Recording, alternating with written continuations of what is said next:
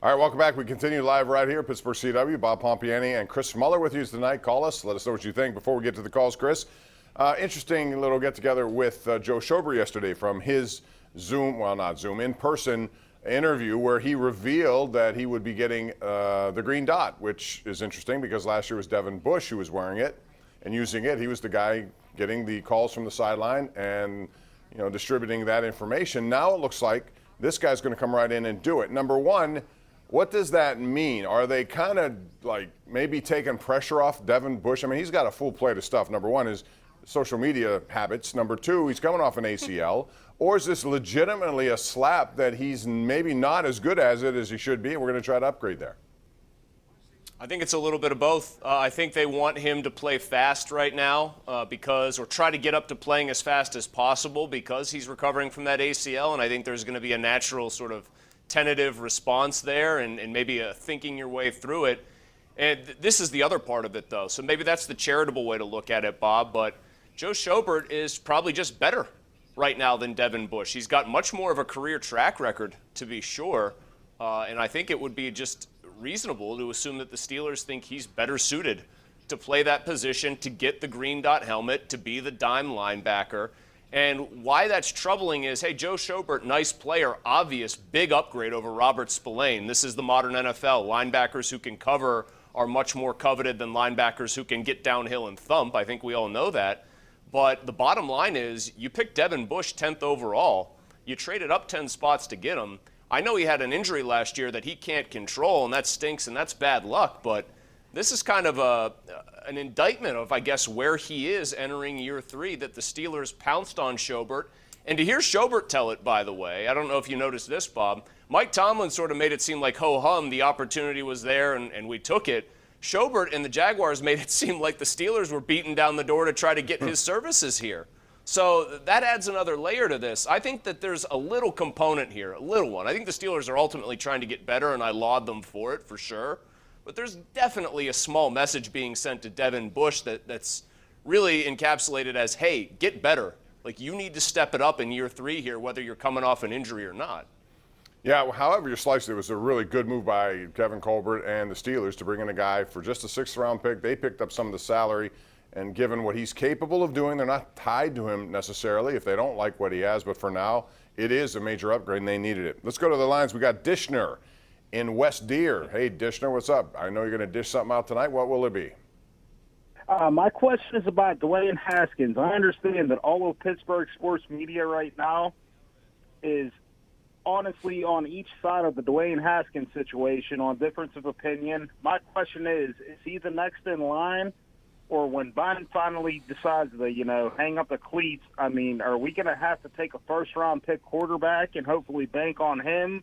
I mean, or is he the future? I'm going to hang up and let you. All right, that's the beauty of this. If it does work out, that he turns out to be worthy of where he was drafted, the Steelers have saved themselves an awful lot of painstaking, moves that they may have to make, whether that's a draft pick, bringing somebody in, for an interim period. That could be their franchise quarterback. However, before I do that, I want to see what he does against actual good players. And no disrespect to what he's done, Chris, but I've only seen what I've seen in games against second and third teamers, not to mention that, he doesn't get any on his side either. He's playing with a bunch of guys who are not going to likely be in the roster when it's all said and done. So I don't know if I'm yet convinced he's going to be the backup. I think he's certainly made it a race, but what's your thought at this point?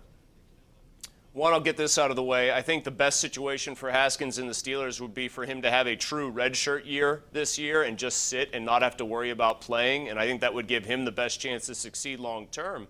But I'm with you in that they owe it to him, they owe it to themselves, the Steelers that is, and they owe it to Mason Rudolph in some ways to send Haskins out there good against the Lions, where Dan Campbell, who's completely insane, is going to have the Lions playing that preseason game like it's the Super Bowl. Might be as close as they get to the Super Bowl for a long time.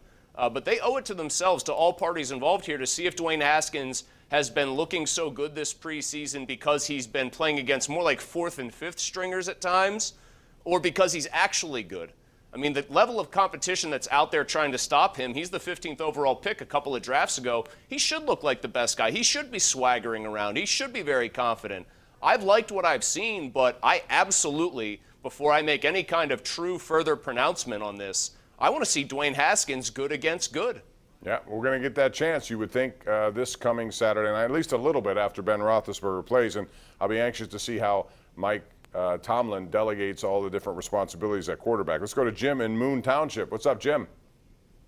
Hey, Bob, how you doing? What's up? My question's about, the Steelers last year was their fault was the running game, and this year, obviously, with a rookie running back and the loss of DeCastro and Pouncey at the line, where you think the running game can go? I mean, in the preseason game against the Eagles, we saw Kendrick Green get blown off the ball once or twice, and the uncertainty there. So just where you think the potential is for the running game this year. Well, I think it'll be more physical. I do, just because they're younger, and I think they have the reputation of being that way, but they're going to have some growing pains. I don't think there's any question about that. How long it takes for them to develop, Chris, will be the key to me. And in the meantime, can Najee Harris supply yards without the benefit of a cohesive line?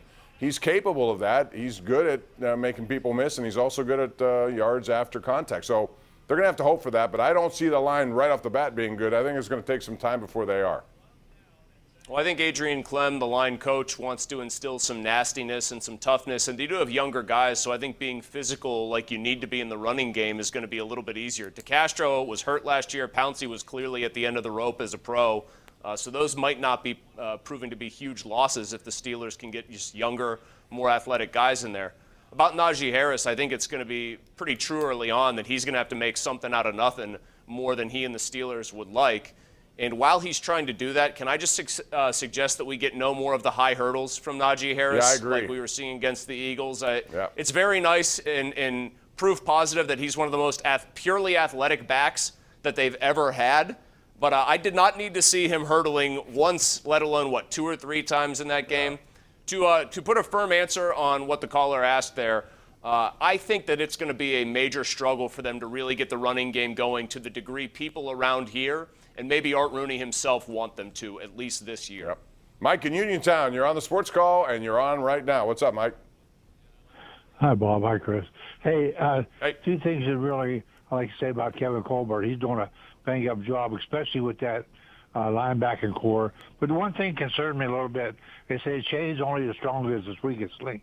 And it looks like Mr. Green might not be in there as center.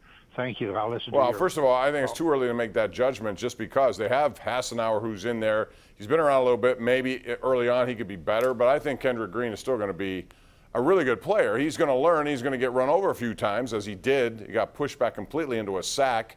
But I don't expect him to be a guy who's not going to develop in time. I don't know when that time is.